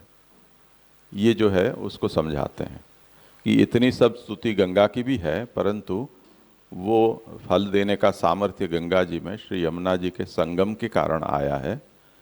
क्योंकि गंगा यद्यपि चरण पद्मजा है, परंतु ये स्मरश्रम जलाणु भी सकल गात्र जय संगम, ऐसा सौभाग्य गंगा को प्राप्त नहीं हुआ है। यानी जैसी डुबकियाँ अपने परिकर के साथ ठाकुर जी ने यमुना जी में लगाई हैं, इस तरह से जो गंगा का स्नान आदि या विहार आपने किया हो ये प्रसिद्ध नहीं है। इसके कारण यमुना जी में गंगा की तुलना में अधिक सामर्थ्य है। यहाँ सुरध्वनि शब्द दिए, उसकी व्याकरण से व्युत्पत्ति बताई है कि धुएं कंपन है। कंपन के अर्थ में धुएं धातु का प्रयोग होता है, और जो धुनोति तीरस्थ विरुधो द्रुमानी द्रुमान इति धुनि, जो अपने तटवर्ती वृक्षों को कंपित कर देती हैं वो धुनि कही जाती है। और इसमें क्वेप हुआ है, वो सब ठीक है, उसको नहीं लेते हैं, आगे ले लेते हैं कि लोके कथादिषु माहात्म्येषु च, लोक कथाओं में और गंगा का पुराणों में जो महात्म्य वर्णित हुआ है वहाँ गंगा द्वारे प्रयागे च गंगा सागर संगमे सर्वत्र दुर्लभा गंगा इत्यादि वचनेषु श्री यमुना सम्मिलनात् पूर्वमपि श्री हरिद्वार कनखल क्षेत्रादिषु च मुक्तिदातृत्वं श्रूयते। गंगा की महिमा यमुना के साथ तो समागम उसका त्रिवेणी में होता है, पर उससे पूर्व जो गंगा है उसका ऐसा महात्म्य वर्णित हुआ है, और वहाँ वो गंगा मुक्ति दात्री है ऐसा कहा है। तब उस स्थिति में यमुना तो जब मिलेगी तब मिलेगी, तो जहाँ नहीं मिले वहाँ भी तो गंगा ऐसा महात्म्य प्रकट कर रही हैं। तो आप ऐसा कैसे कह सकते हो कि यमुना के मिलन के बाद गंगा में ये महात्म्य आया है? तो कहते हैं कि अधिकारी भेदेन किंचित प्रकारे नानात्वम, मूल में देखें कि ननु क्वचित पुराणादौ केवलाया अपि स्तुति ही दृश्यते इति स्तुतौ विशेषम आहु पुष्टि स्थितैहि इति, कि भुवन पर, भूतल पर गंगा केवल भी उसकी स्तुति की गई है, परंतु न तो कदापि पुष्टि स्थित ही, पुष्टि मार्ग में स्थित जो भक्त हैं उन्होंने अकेली गंगा की स्तुति कभी नहीं गाई है। जिन्होंने यमुना से संगम होने के कारण गंगा का जो महात्म्य बड़ा है उसे नहीं जाना है, वो ही केवल गंगा का महात्म्य गाते हैं। अन्यथा तो यमुना से संगम होने के कारण ही गंगा की महिमा है। ये बात यहाँ समझाते हैं कि अधिकारी भेद से ये इसमें नानात्व आता है कि वे पुष्टिमार्गी होते हैं, वो तो यमुना के संगम होने के कारण ही गंगा की महिमा गाते हैं, केवल गंगा की नहीं। कोई कुछ बोला?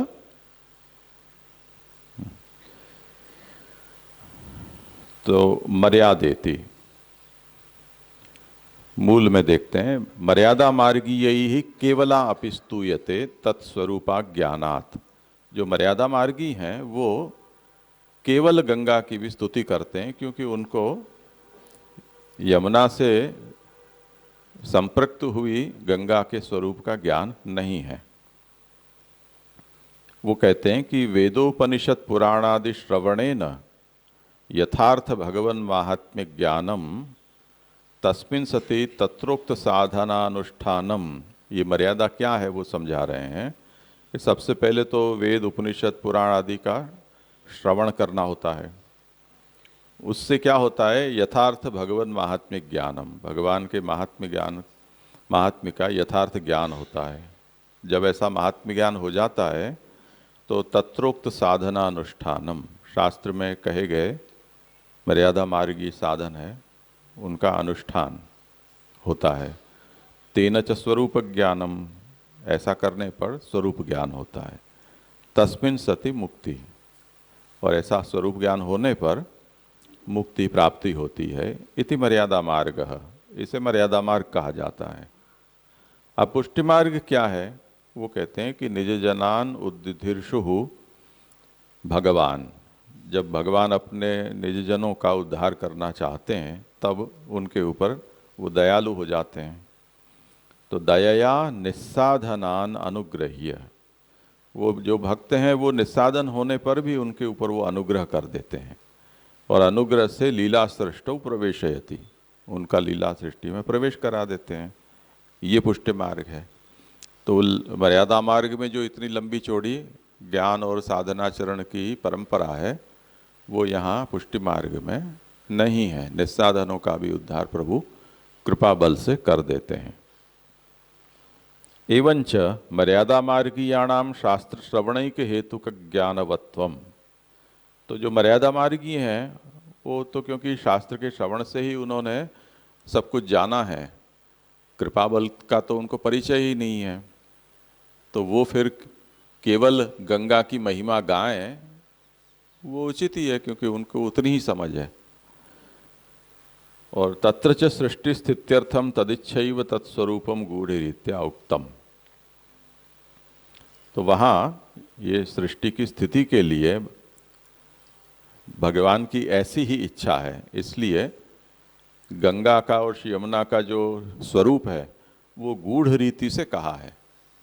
अन्यथा ये होगा कि जैसे अभी कोई कह रहा था कि भी यमुना जी का ऐसा स्वरूप वर्णित है, तब फिर अन्य कोई साधन की आवश्यकता ही नहीं है। राशेष कह रहा था, कौन कह रहा था कि बस तो फिर तो यमुनाष्टक का पाठ करो, एक बार जाकर पान स्नान कर आओ, छुट्टी। अब षोडश ग्रंथ के 15 ग्रंथों के पीछे कोई ज़रूरत ही नहीं है, क्योंकि सभी सिद्धि तो इनसे प्राप्त हो जा रही है। ये तो बहुत सरल प्राप्त हो गया उपाय। जैसे नवरत्न में भी ये श्री गोसाई जी ने इस शंका को उठाया था कि तस्मात् स्वरात्मना नित्यम श्री कृष्ण शरणम मम वदद्भिरेवं सततम स्थेयमित्येव मे मति। अब ये अंतिम उपाय श्री गोसाई जी ने बता दिया, यानी सभी आचार्य चरणों ने ये आगे के उपाय बताए, चिंता कापी नकार्या से लेकर। और फिर जिसको बता रहे हैं वो कहे कि नहीं ये तो नहीं हो पाएगा, ये तो नहीं हो पाएगा। तो अंत में ये कहा कि भाई तो फिर श्री कृष्ण शरणम मम करो, ये तो अमोघ उपाय है, वो कभी विफल नहीं होता है। तो फिर गोसाई जी ने वहाँ सब ये प्रश्न उठा दिया कि अरे जब इतना सरल और सटीक उपाय था तो पहले ही बता देते, लास्ट में क्यों बताया? तो इतना आप करने की ज़रूरत ही नहीं है। इसी तरह यमुनाष्टक पढ़ने के बाद किसी के मन में ऐसी तरंग आए कि अब तो रखो बाकी 15 ग्रंथ एक और, एक यमुनाष्टक एक पन्ने में आगे पीछे फोटोकॉपी करा लो और उसी से पूरा जीवन चल जाएगा।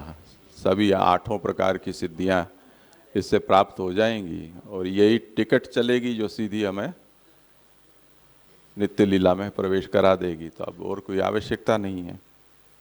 तो कुछ उसी मूड में यहाँ ये प्रश्न और ये चर्चा उठी है।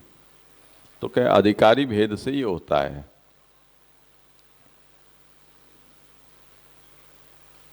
तो गूढ़ रीति से इसीलिए कहा गया है कि सब बात सबको नहीं समझानी है। इसलिए श्रुति है यतो वाचो निवर्तन्ते अप्राप्य मनसा सह आनंदम ब्रह्मणो विद्वान न बिभेति कुतश्च नेति। कि ये ब्रह्म ऐसा है कि जहाँ वाणी जिसका वर्णन नहीं कर सकती है, मन जिसको समझ नहीं सकता है, तो ऐसा वहाँ निरूपण हुआ है। तो वाणी और मन से अगोचर है वो। तो अत्र वाग अगोचर स्तुतिकस्य मनोध्याना विषयस्य ब्रह्मण आनंद विदुषो अकुतो भयत्वम उच्यते। अब ये श्रुति ये कहती है कि ब्रह्म है वो आनंद है, और आनंद को जो जान जाता है फिर उससे किसी बात का भय नहीं रह जाता है। तो वाणी और मन से अगोचर है, आनंद स्वरूप को जान जाता है, वो निर्भय हो जाता है। अब वही बात यहाँ कह रहे हैं कि तेन तदानंद विद्वत्वम तदिच्छयैवेति भासते। अब जिसको मन नहीं पहुंच सकता है, वाणी जिसका वर्णन नहीं कर सकती, उसको फिर जानने का उपाय दूसरा बचा क्या? तो बचा तो यही कि वो जिसको चाहेगा वही उसे जान पाएगा। कृपा ही साधन बचती है। अन्यथा वांग मनो अगोचरत्वम अनुपन्नम स्यात्। यदि किसी साधन से उसे हम जान सकते हैं, तब फिर श्रुति में ये कहा गया है वो अनुपन्न हो जाएगा कि वो मनोगोचर नहीं है, वाग अगोचर है।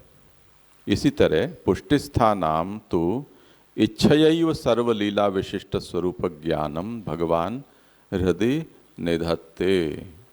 तो जो पुष्टि जीव हैं उनको तो अपनी स्वतंत्र इच्छा से ही सर्वलीला विशिष्ट स्वरूप का ज्ञान प्रभु उनके हृदय में पधराते हैं। इति ते श्री यमुनायाः सर्वांगीण श्रम कमलजायाः स्वरूपम जानन्ति। इसलिए जो पुष्टि जीव जिनके ऊपर ऐसी कृपा हुई है कि वो यमुना जी के ऐसे स्वरूप को जाने, वो प्रभु के सर्वांग में से जो श्रम जल प्रकट हुआ है, ऐसे ही श्री यमुना जी के स्वरूप को वो जान सकते हैं। और जो दूसरे लोग हैं जिनके ऊपर ऐसी कृपा नहीं है, उनके विषय में तो द्वापरादौ युगे भूत्वा कलया मानुषादिषु, वहाँ महादेव जी को भगवान ने जो आज्ञा दी थी कि आप और आपके अंश से ब्राह्मण लोग प्रकट हों और उल्टी सीधी बातें करके और मेरे स्वरूप से वो आप उनको विमुख कर दें, तो उनके साथ तो वही लीला चलती है। तो अगर वो यमुना जी के स्वरूप को नहीं जानते हैं ऐसा, तो वो तो प्रभु की इच्छा का ही आदर कर रहे हैं, तो करने दो, मत जाने वो, कोई बात नहीं। तो इसलिए इत्यादि प्रभुदत्त आज्ञाक रुद्रादि कला भी ब्रह्मणादिभिर भ्रांतत्वात् न तेषाम भगवत स्वरूप ज्ञानम, वो भ्रांत होने से उनको ऐसा ज्ञान नहीं होता है। कुतः श्री यमुना पर्यंतम इति ते स्तुतिम केवल गंगायाः। अब ठाकुर जी का ही ज्ञान नहीं है, तब फिर यमुना जी के इस स्वरूप का ज्ञान उनको कहाँ से होना है? तो वो गंगा की ही स्तुति कर रहे हैं, अगर केवल तो करने दो, क्योंकि उनकी अदीर्घ दृष्टि है। और पुष्टिस्थास्तु पुराणादौ या स्तुति ही केवला या दृश्यते सापि त्वत्संबंधादेवेति यथायथम त्वत्स्वरूप ज्ञानात् स्तुवन्ति। और जो पुष्टि मार्ग में रहे हुए हैं और वो पुराणादौ या स्तुति, केवल गंगा की स्तुति जो पुराण में उपलब्ध होती है, वो या दृश्यते सापि त्वत्संबंधादेव, वो ये जानते हैं कि पुराणों में केवल गंगा की स्तुति है, पर वो वस्तुतः श्री यमुना के संबंध के कारण ही वो स्तुति है, अन्यथा वो स्तुति योग्य नहीं है। एतेषाम एतन महात्म्यावगतेः इत्येतदभिप्रेत्य मर्यादेत्यारभ्य पुष्टि स्थितैः इत्यंतम उक्तम। ये श्री गोसाई गोकुलनाथ जी की जो विवृत्ति है उसका प्रतीक दे रहे हैं कि इस बात को समझाने के लिए श्री गोकुलनाथ जी ने ये पंक्तियों को लिखा है। अब मूल का अन्वय बताते हैं।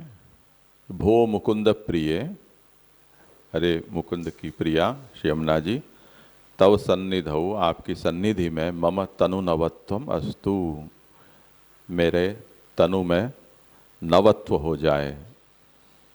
ऐसा होने से मुररिपौ रति ही दुर्लभतमा नास्ति, मुररूपी भगवान श्री कृष्ण में रति दुर्लभतम नहीं रहेगी। यतः एवं, क्योंकि ऐसा होगा, अतस्तव लालना अस्तु, इसलिए मैं आपकी स्तुति प्रशंसा कर पाऊँ। सुरधुनि पुष्टि स्थित ही त्वत्संगमात् परम कीर्तिता। यद्यपि गंगा की स्तुति लोक में और पुराणों में स्वतंत्र की जाती है, परंतु जो पुष्टिमार्गीय जीव हैं वो तो गंगा की स्तुति भी आपके संगम के कारण ही करते हैं। न तो कदापि त्वद रहितापि, आपके संगम रहित अकेली गंगा की स्तुति पुष्टि जीव नहीं करते हैं। एवंच अस्मिन् पद्ये भगवती रतेर अदुर्लभत्व कथनेन भगवत प्रियत्व संपादकत्व सप्तमम ऐश्वर्यम प्रोदितम। इस प्रकार इस 7वें श्लोक में भगवान में रति दुर्लभ, श्री यमुना जी की कृपा से दुर्लभ नहीं रह जाती है, ऐसा कहकर श्री यमुना जी भगवत प्रियत्व संपादक हैं, ऐसा 7वां ऐश्वर्य यहाँ दिखाया। तो इस तरह से ये श्लोक यहाँ संपन्न हुआ। जय जय। बोले, आज्ञा हो तो एक प्रश्न कर सकते हैं? हाँ बोल लें। ये 7वें ऐश्वर्य में यमुना जी का तनुनवत्व में तावता, तो आप श्री ने ये बताया कि इसी पुराने शरीर में कुछ परिवर्तन हो जाता, जैसे आपने ब्यूटी पार्लर का एग्जाम्पल दिया कि तो उसी तरीके से ये पुराने शरीर में कुछ परिवर्तन होके इस तरह से तनुनवत्व में तावता हो जाता है, और उसके कारण जो अलौकिक सामर्थ्य आ जाती है इसी तन में परिवर्तन के बाद। अब इसकी संगत अगर सेवा फल से लेते हैं तो सेवा फल में जो अलौकिक सामर्थ्य बताया है वो तो अलौकिक सामर्थ्य इस भूतल पे नहीं, देह त्याग के बाद ठाकुर जी की जो लीला लोक है वहाँ पर जीव को ठाकुर जी के अनुग्रह से पहुँचता तब उसको अलौकिक सामर्थ्य मिलती है। तो वो अलौकिक सामर्थ्य जो सेवा फल में आ रही है, और यहाँ पर यमुनाष्टक में 7वें ऐश्वर्य में जो तनुनत्व मेतावता के बाद जो अलौकिक सामर्थ्य आ रही है, उसको किस तरह से समझा जाए? हमने जो पिछली वक्त श्री लालू भट्ट जी के विवरण से सेवा फल ग्रंथ को पढ़ा था, वहाँ श्री लालू भट्ट जी का ऐसा अभिप्राय है कि सेवा फल में कहा गया जो अलौकिक सामर्थ्य रूप फल है वो नित्य लीला में प्राप्त होने वाली सिद्धि का निरूपण करता है। ये एक बात है। मूल समस्या क्या है कि यहाँ हम जो भगवत सेवा करते हैं और जैसे अभी हमने परिकर एक एक बाद एक एक सेवा में हम सम्मिलित करते जाते हैं और वो परिकर सहित प्रभु की सेवा करते हैं,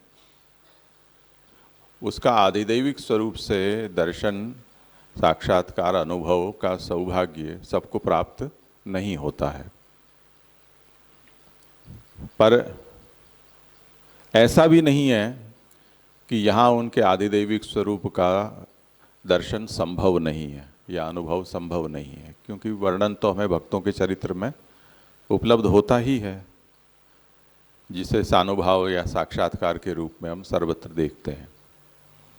और अनवतार काल होते हुए भी भक्तों के सामने आचार्यों के सन्मुख प्रभु के प्रकट होने का भी हमें वर्णन प्राप्त होता ही है। तो ऐसा तो कोई नियम प्रभु ने नहीं बना रखा है कि अनवतार काल में प्रभु के आदिदैविक स्वरूप का प्राकट्य भूतल पर नहीं होता हो। पर मूल मुद्दा ये है कि सेवा फल ग्रंथ मृत्यु के बाद जो फल है उसका निरूपण करने वाला है, ऐसा एक विचार है, अंतिम फल। तो मृत्यु के बाद यदि फल की हमें विवेचना करनी है तब फिर अलौकिक सामर्थ्य का मतलब हम ऐसा नहीं निकाल सकते हैं कि भूतल पर इस देह से होने वाली अप्राकृत अलौकिक दिव्य आनंदात्मिका अनुभूतियाँ सेवा फल में कहे गए अलौकिक सामर्थ्य का अर्थ हो सकती हैं। तब फिर हमें उसका अर्थ दूसरा निकालना होगा। तो लालू भट्ट जी आदि हैं वो इस आशय से कि ये सब पारलौकिक फल हैं, इहलौकिक नहीं है। अब रही बात ये कि वहाँ जैसे नित्य लीला में प्रवेश जिनका होता है उनको वहाँ की लीला में साक्षात भगवद अनुभूति, लीला परिकर का भी ऐसा साक्षात्कार कैसे हो सकता है, तो वो हो सकने का प्रकार उनको प्रभु अलौकिक सामर्थ्य प्रदान करते हैं इस रूप में। इसका मतलब ये नहीं है कि यहाँ ऐसा कोई सामर्थ्य प्राप्त नहीं होता है। यहाँ जो सामर्थ्य प्राप्त होता है उसको सेवा फल में कहे गए फल के शब्दों से नहीं कहकर उसे हम सर्वात्म भाव अथवा सानुभाव या फल निरोध, भगवत प्राकट्य, इन शब्दों से हमें कहना चाहिए। तो वो दोनों बात संगत हो जाएंगी कि यहाँ जो ये फल की अनुभूति है, साक्षात्कारी फल, वो इस रूप में होता है या उसे इस शब्द में कहेंगे, और वहाँ होगा उसको सेवा फल में कहे गए 3 फल के शब्दों से कहेंगे, तो दोनों हो जाएगा। मुझे एक प्रश्न है छोटा सा।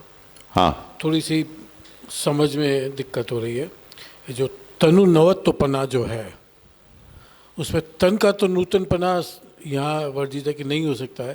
तो तन का नूतनपना या तन बदल जाना कि इस देह का बदल जाना वो तो संभव यहाँ नहीं है, मना किया गया है। तो उस जीवात्मा में या जीव में जो भाव है भगवत संबंधी, उस भाव में मुकुंद के प्रति बदलाव आना या मुकुंद के प्रति भाव बढ़ना, उसको तनु नवत्वपना समझा जा सकता है। क्यों ऐसा? तो तनु नवत्वपना से क्या समझेंगे? यही जो यहाँ कहा है,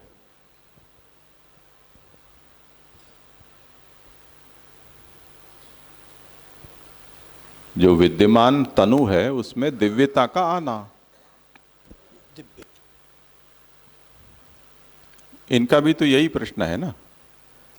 अगर हम इस फल को, जो कि द्वारकेश जी और श्री गोसाई जी ने भी जो निरूपण किया उसके आधार पर श्री हरिराय महाप्रभु आज्ञा करते हैं कि यहाँ वर्णित जो फल हैं वो नित्य लीला में प्राप्त होने वाले फल हैं, भूतल पर प्राप्त होने वाले फलों का वर्णन यहाँ नहीं किया जा रहा है। तो इसमें दो प्रक्रिया बताई जाती हैं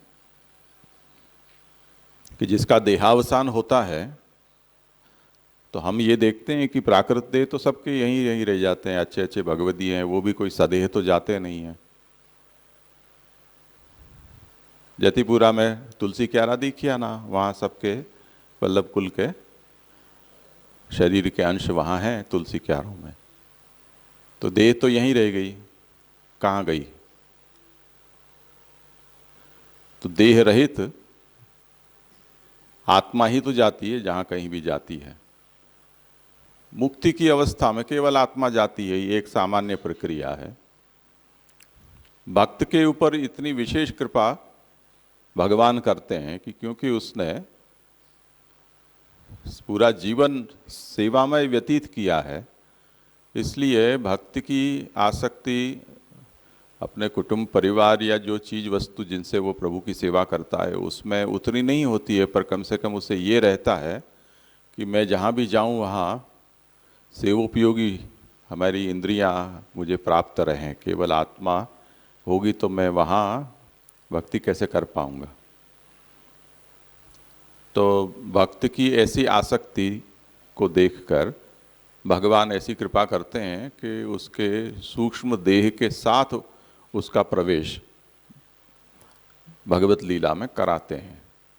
तो भक्ति मार्गी का जो सायुज्य होता है वो सूक्ष्म देह के साथ आत्मा का होता है, और जो उनसे इतर जो जिनका मोक्ष होता है अक्षर आदि में या पुरुषोत्तम में मर्यादा भक्त का और ज्ञानियों का, उनका देह रहित केवल आत्मा का सायुज्य होता है। ऐसी ही प्रक्रिया हमारे यहाँ स्वीकार्य हुई है। फिर से अब इसी प्रक्रिया को यदि हम आगे बढ़ाएं तो भगवत लीला धाम है वो अप्राकृत अलौकिक है। दूसरा जो वैकुंठ शब्द से हम कहते हैं जिसको, उसको हम व्यापी वैकुंठ कहते हैं।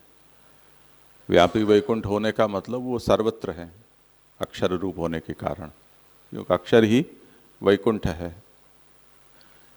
तो भक्त को वो अक्षर वैकुंठ दिखलाई देता है और वैकुंठ ही ज्ञान मार्गियों को अक्षर रूप दिखलाई देता है। ऐसा प्रकार भेद हो जाता है। जैसे काले पानी की सजा जिनको हुई थी उनके लिए अंडमान निकोबार में जो जेल थी वो उनके लिए एक यातना का स्थान थी, हमारे लिए वो लीला का स्थान है। आज हम जाएं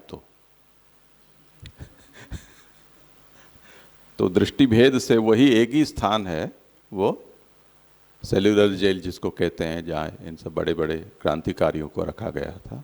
तो हमारे लिए तो पर्यटन का स्थल है, घूमने जाते हैं, साइट सीन है, फोटो वोटो खिंचवाते हैं, हम बड़ा मजा करते हैं।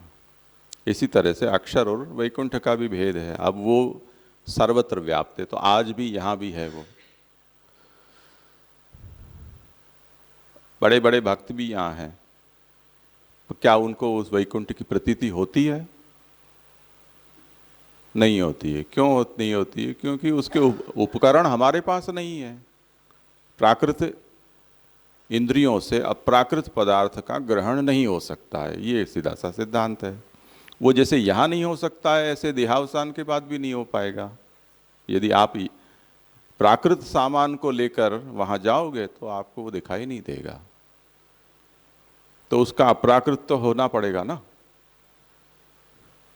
तो उस अर्थ में ये कह रहे हैं कि लेकर भले गए, तुम्हारी आसक्ति थी तो, पर वो काम नहीं आएगा उसमें जब तक कुछ वैल्यू एडिशन नहीं होगा या उसका परिष्कार नहीं होगा।